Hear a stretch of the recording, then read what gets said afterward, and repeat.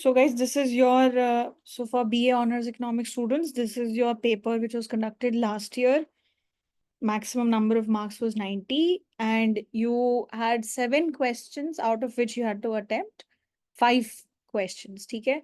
So all the question had equal marks. You can carry a simple calculator and actually you should take a calculator in case there are some calculations required. So keep these things in mind and let's start to see the paper. So basically, so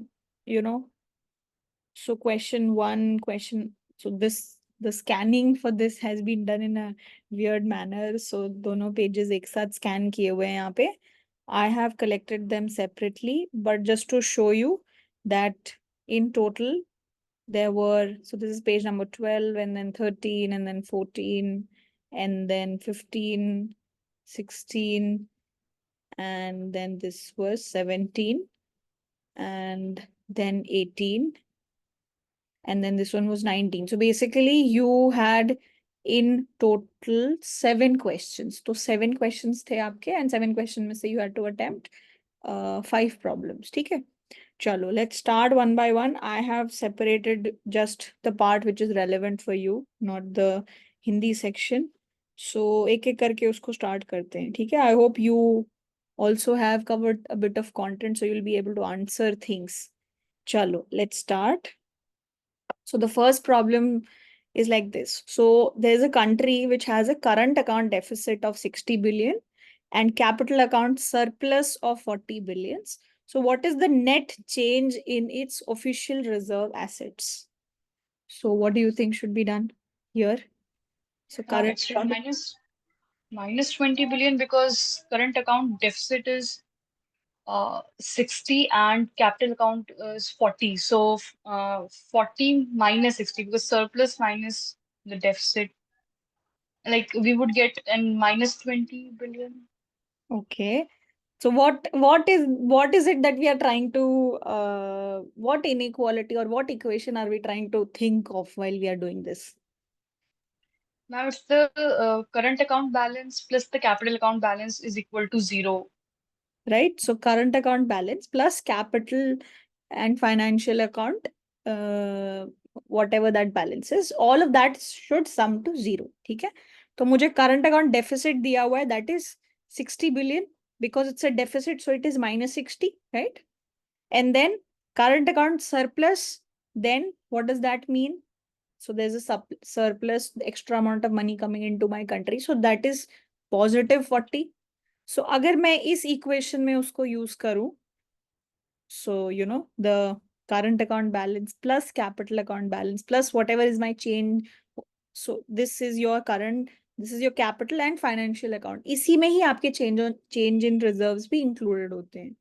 So this is minus 60, this is plus 40. So what do we get? Reserves, change in reserves is plus 20, right? So what does that mean? So ma'am, reserves is calculated in the capital account only. Right. Okay. So ये जो पूरा हिस्सा है, this is your capital plus financial account. तो जिसमें changes in reserves भी इसी में included होते हैं. Got it, ma'am. ठीक है? तो यहाँ पे आपका जो change in reserves है वो कितना हो गया? Plus 20. Yes, ma'am. And reserves के time पे while we were discussing reserves में अगर positive sign है तो इसका क्या मतलब है? सो हमारा जो नॉमेनक्लेचर का तरीका है वो क्या होता है कि जब भी मेरे कंट्री में रुपीज आ रहा है तो that will be considered positive, मेरे कंट्री से रुपी जा रहा है तो that will be considered as negative, right?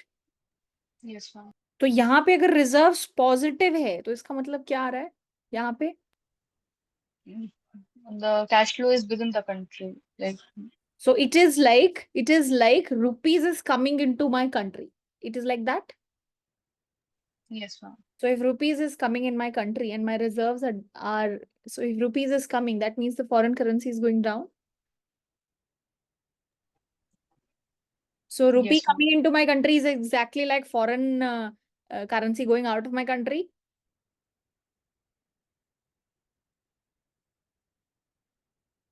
तो मैं क्या कर रही हूँ, मेरे official reserves actually 20 billion amount dollars से डिक्रीज हो रहे हैं। क्यों? क्योंकि देखो, आपका करंट अकाउंट सरप्लस 40 बिलियन है, आपका कैपिटल अकाउंट सरप्लस 40 बिलियन है, आपका करंट अकाउंट डेफिसिट 60 बिलियन है। तो जो आपका डेफिसिट है उसको फाइनेंस करने के लिए आप पैसा कहाँ से लोगे?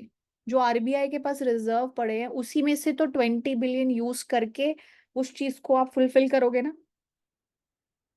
Yes right? मैम। तो आपका जो रिजर्व है वो एक्चुअली क्या हुआ है, डिक्रीज हुआ है यहाँ पे। Yes ma'am. सो रिजर्व्स के केस में जब पॉजिटिव होता है तो that represents decrease and negative represents increase. Official settlement balance, official changes in reserves, fine. ठीक है, दिस इज ओके।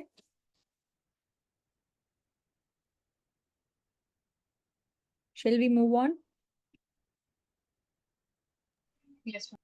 ठीक है, चलो let's move on to the next problem. What is the main problem that economist face in measuring the expected real interest rate? तो अगर आप expected real interest rate measure कर रहे हो तो आपको क्या प्रॉब्लम फेस करने को मिल सकती है? So what do you think would be the problem?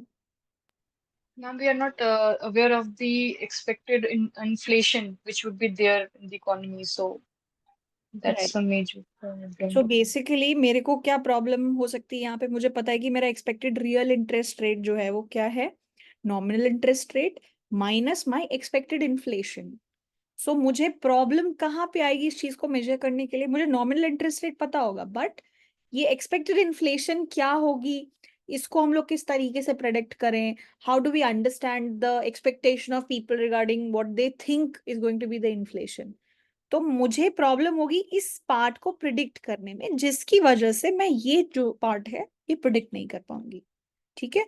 So because we don't have a proper method और तरीका, और बिकॉज ये एक एक्सपेक्टेड वैल्यू है, राइट? मतलब आप क्या एक्सपेक्ट कर रहे हो।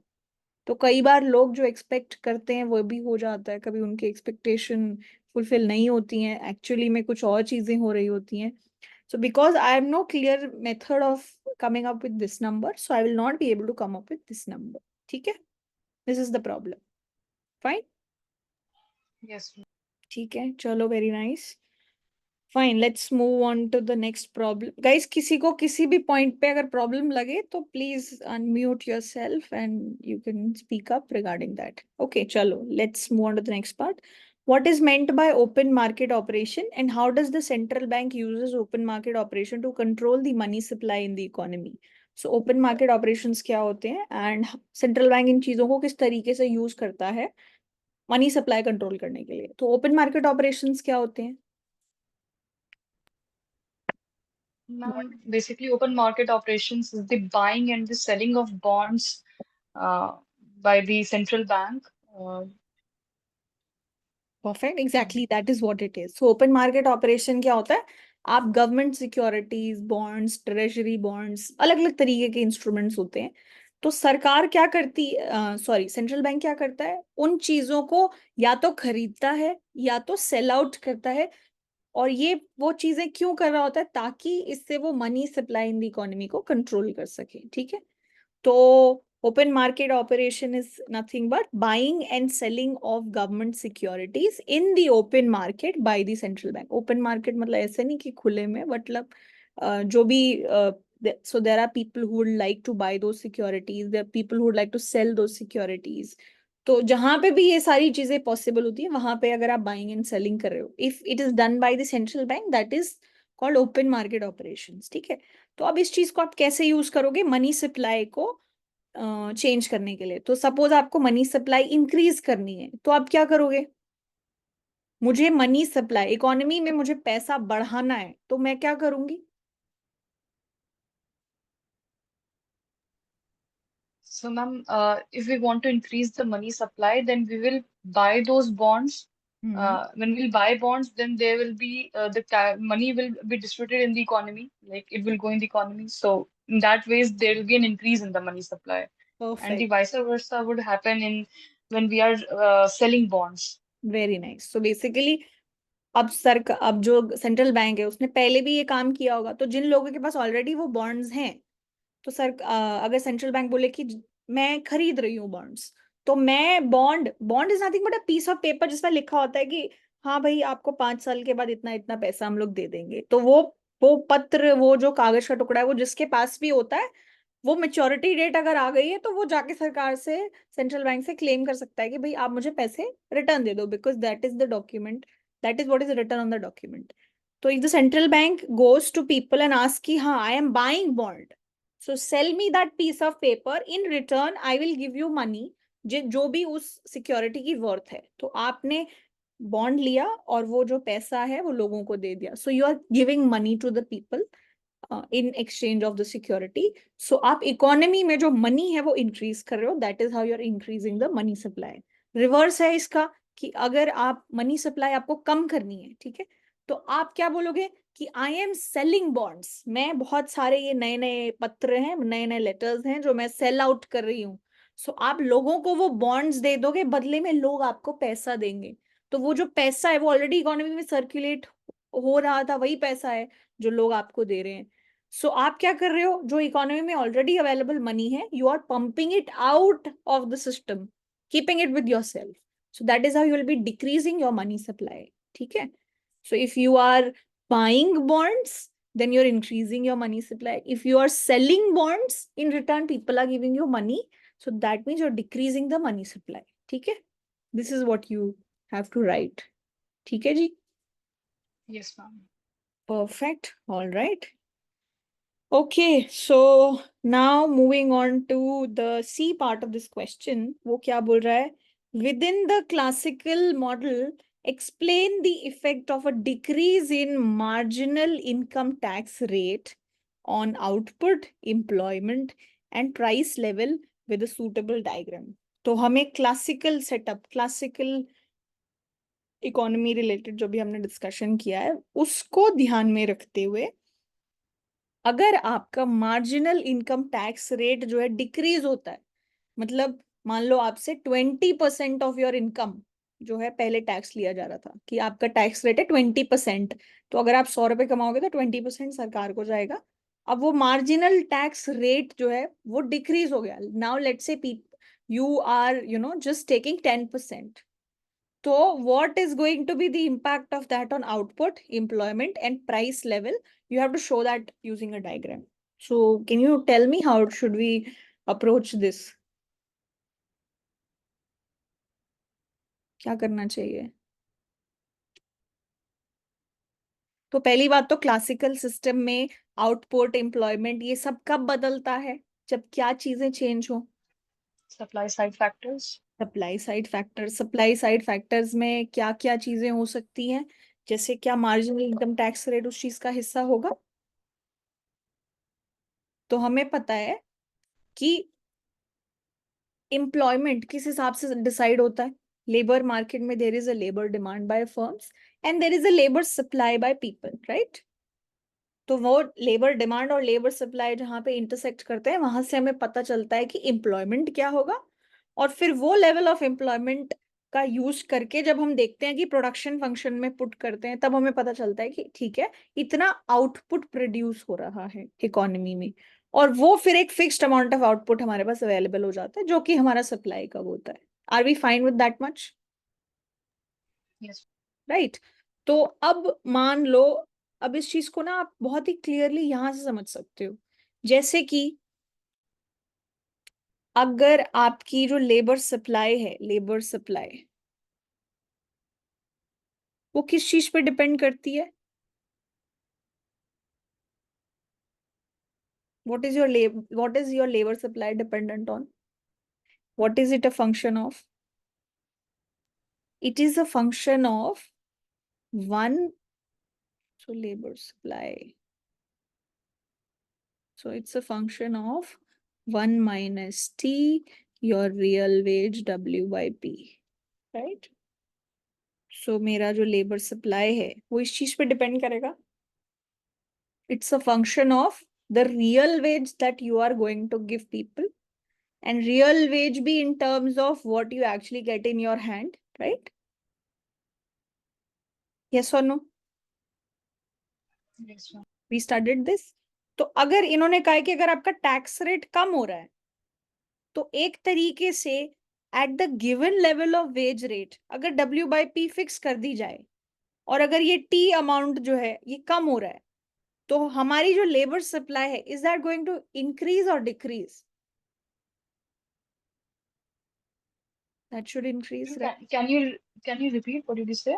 सो आई जस्ट सेड कि मान लो पहले आपको 100 रुपए मिल रहे थे और आपका जो टैक्स रेट था वो 20% था, तो आपके हाथ में 80 रुपए आ रहे थे, राइट?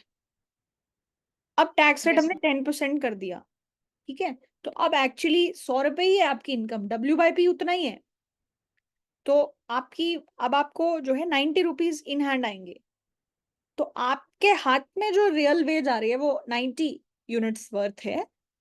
तो अब आप अपनी लेबर सप्लाई बढ़ाओगे या कम करोगे? So we know that higher is the real wage that people are going to get, more is the labor supply. This much we know. Yes, ma'am. Yes. तो पहले तो जो W/P था पहले के हिसाब से लोगों को 80 रुपीज मिल रहे थे तो वो इतना सप्लाई कर रहे थे। लेकिन अब टैक्स रेट कम होने के बाद ये जो 80 रुपीज मिल रहे थे वो बढ़ के 90 हो गया, राइट? तो एक्चुअली वो सेम W/P के कॉरेस्पॉन्डिंग अब ज्यादा अमाउंट ऑफ लेबर सप्लाई करेंगे, Yes, ma'am. राइट? तो एक तरीके से जब आपका मार्जिनल टैक्स रेट डिक्रीज होता है तो उसकी वजह से क्या होता है, आपका जो लेबर सप्लाई कर्व है वो राइटवर्ड शिफ्ट हो जाता Okay, ma'am. है। फाइन। सो ये आपकी पहले लेबर सप्लाई थी, ये आपकी लेबर डिमांड थी, तो आप इन दोनों का इंटरसेक्शन करके अपना एम्प्लॉयमेंट डिटरमाइन कर रहे थे। फिर क्या हुआ, मार्जिनल इनकम टैक्स रेट जो है डिक्रीज हुआ। तो for the given level of ways अब लोग ज्यादा सप्लाई करने लगे थे, इतनी वेज पे अब लोग ज्यादा सप्लाई कर रहे हैं, इतनी वेज पे अब लोग ज्यादा सप्लाई कर रहे हैं। सो हर वेज लेवल पे people are supplying more labour now, right? That is precisely the reason of shifting of the labour supply curve. तो अब एक बात बताओ, जब आपका लेबर सप्लाई राइटवर्ड शिफ्ट हो गया तो आपकी रियल वेज पुराने के कंपैरिजन में असली में W/P कम हुई या ज्यादा हुई? रियल वेज डिक्रीजेस, यस और नो? Yes, ma'am. राइट? आपकी रियल वेज डिक्रीज हो गई, that is first thing that they asked us. आपका एम्प्लॉयमेंट लेवल पहले इतना था अब इतना हो गया, योर एम्प्लॉयमेंट इंक्रीज्ड, यस और no? Yes, and thirdly they asked कि आउटपुट के साथ क्या होगा। तो आउटपुट, भाई पहले एम्प्लॉयमेंट इतना था और ये मेरा प्रोडक्शन फंक्शन है, ठीक है, जो कि मेरे लेबर सप्लाई पे भी, लेबर जितना मैं हायर कर रही हूँ उस पर डिपेंड करता है। तो पहले जब मैं N0 amount of labour supply कर रही थी, इतना मेरा इक्विलिब्रियम एम्प्लॉयमेंट था, तब मेरा प्रोडक्शन इतना हो रहा था। अब जैसे ही मेरा एम्प्लॉयमेंट बढ़ गया मेरा जो अमाउंट ऑफ प्रोडक्शन है वो बढ़ गया। तो इससे मेरे जो आउटपुट है उसके साथ क्या हुआ, what happened to the output? increase. Output increased, ठीक है। तो ये तीन चीजें तो इन्होंने हमसे पूछी थी। So what happens to the output, it increases, what happens to the employment, it also increases. Now they are asking what happens to the price level. अब प्राइस को क्या होगा वो कैसे पता करेंगे? तो अब ये देखो कि पहले अब आउटपुट Y1 डिटरमाइन हो गया। तो हम अगर एग्रीगेट सप्लाई और डिमांड कर्व को देखें तो पहले हमारा सप्लाई कर्व Y0 था और अब वो Y1 हो गया है। और मेरी डिमांड, एग्रीगेट डिमांड पर कोई फर्क नहीं है। तो जब आपकी सप्लाई कर्व राइटवर्ड शिफ्ट होती है तो आपका प्राइस लेवल जो है वो पहले P0 था अब P1 हो गया है। तो अब इसका इम्पैक्ट क्या हुआ प्राइस पे, price level Decreases. decreases, right? Because initially it was P0, now it is P. Fine. So you have Yes, to ma'am. explain these things and you have to make these three diagrams here. So they've asked us to use the diagrams to explain everything. तो आपको diagrams use करने हैं ये सब चीजों को explain करने के लिए। Fine? ठीक है, कर लेंगे। And ma'am, do we need to show the demand side effect as well? Like in one of the lectures, you told us about the demand side and the supply side, both the effects. जब जब income tax marginal income tax rate में change होता है तो demand side पर कोई impact नहीं होता है. So that's why we have not touched that. तो अगर Okay. Let's say they might have said कि आप एक टैक्स अमाउंट चेंज कर रहे हो, लमसम टैक्स, अगर उसमें कोई चेंज आ रहा है तो उसका impact on the demand side क्या हो रहा है वो आप देख रहे हो. Got it. ठीक है ना? ऑल राइट, फाइन, ठीक है. So this is C part and then guys there is another problem which is this. So yeah, so this is here. The question is, given the following information, compute the value of monetary and fiscal policy multipliers. I'm not sure if you remember this or not, but have you seen these somewhere? आपने ये multipliers देखे हैं when we were deriving IS and LM curve? और उससे हम लोग y और I की वैल्यू निकाल रहे थे, right? You remember that? Yes, ma'am. Yes, ma'am. तो ये जो वैल्यू होती है, this is your fiscal policy multiplier. ये जो वैल्यू होती है ये आपकी मॉनेटरी पॉलिसी मल्टीप्लायर होती है. ठीक है, जिसमें एच, के, अल्फा, जी ये सब का प्रॉपर मीनिंग होता है. तो एच, पहले तो मैं बेसिक टर्मिनोलॉजी बता देती हूँ. तो आपका देखो यहाँ पे कंजम्पशन फंक्शन दिया हुआ है, यहाँ पे इन्वेस्टमेंट फंक्शन दिया हुआ है, यहाँ पे टैक्स रेट दिया हुआ है, और यहाँ पे डिमांड फॉर मनी भी दिया हुआ है. ठीक है, तो ये इन्वेस्टमेंट फंक्शन जो है वो किस फॉर्मेट में होता है? I bar which is some fixed amount of investment minus B times I. B जो है आपका कोएफिशिएंट है यहाँ पे. ठीक है, interest sensitivity of investment demand. ठीक है, सिमिलरली ये जो है ये डिमांड फॉर मनी है. इसके लिए जो हम लोग एक्सप्रेशंस यूज करते हैं वो ये है, ये होता है K times Y minus H I. And alpha G क्या होता है? This is the multiplier that comes up in the IS equation. आपकी जो IS equation है वो क्या होती है? Y is equals to alpha G A bar minus BI. This is what you have, right? ये आता है. तो उसमें जो अल्फा जी होता है वो ये होता है 1/1 - C times 1 - T. So if you wish तो आप अल्फा जी निकाल लो based on whatever is given to you. तो यहाँ पे ये जो सी वैल्यू है वो क्या आ जाएगी आपके पास? Can you tell me what is C value going to be using whatever function, whatever information that is given to us here? 0.75. 0.75, क्योंकि मैं अपने इस फंक्शन को नोटिस करूंगी और देखूंगी कि ठीक है ये मेरी जो डिस्पोजेबल इनकम है या इनकम है उसका कोएफिशिएंट क्या है? उसका कोएफिशिएंट है 0.75. So that is value of C. ठीक है, उसके बाद मेरी बी वैल्यू क्या है? Just compare this with this. 10. 10. Perfect. What is my H value? 5. 5. What is my K value? 0.2. 0.2. And then what is my alpha G? वो मैं, अच्छा मेरा टैक्स रेट कितना है? 0.2. So T value is 0.2 also. तो मैं एक्चुअली अल्फा जी और ये सारे जो भी मेरे को कॉन्स्टेंट्स यूज होंगे डायरेक्ट फॉर्मूला अप्लाई करने के लिए वो मेरे पास आ गए हैं, राइट? तो एक तरीका तो हो सकता है कि आपको अगर ये फॉर्मूला याद है तो आप यहाँ से एच अल्फा जी, एच प्लस के बी अल्फा जी, और यहाँ पे बस एच की जगह बी आ जाता है and rest everything else is the same. So या तो ये फॉर्मूला आप डायरेक्टली यूज कर लो अगर आपको वो कन्वीनियंट लगता है तो. ठीक है, that is fine. Yes, ma'am. ठीक है ना? तो आपको फिर क्या करना पड़ेगा? एच की वैल्यू, अल्फा जी की वैल्यू, एच के बी अल्फा जी, ये सब आप पुट कर लो और आंसर निकल जाएगा. एक तरीका ये है. तो हमने जो भी गिवन इंफॉर्मेशन थी उससे अपने ये सब वैल्यूज एक्सट्रैक्ट किए और फिर हमने ये फॉर्मूला में पुट कर दिया, फिस्कल पॉलिसी मल्टीप्लायर का formula and monetary policy multiplier का formula. This is one thing we can do. What is the other thing that we can do? दूसरी चीज हम लोग क्या कर सकते हैं, अगर भाई किसी को गलती से मान लो ये फॉर्मूला याद नहीं है तो वो इंसान क्या करेगा? ठीक है, तो अब हमें क्या कर निकालना है? Fiscal policy multiplier and monetary policy multiplier. तो ये क्या चीजें होती हैं? ये चीजें होती हैं कि अगर गवर्नमेंट स्पेंडिंग चेंज होती है तो इनकम कितनी चेंज होगी, या अगर M/P money supply, real money supply अगर चेंज होती है तो मेरी इनकम कितनी चेंज होगी. तो एक्चुअली मेरा टास्क क्या है कि मैं वाई निकाल लूं. What is Y? मेरी इनकम क्या होगी? सो मुझे इनकम निकालनी है जिस एक्सप्रेशन में इंटरेस्ट हो ही ना, तो मैं क्या करती हूँ यहाँ से, मैं y is equals to c plus I plus D. So basically I am trying to come up with my IS equation. एक इक्वेशन IS कर्व की, एक इक्वेशन LM कर्व की.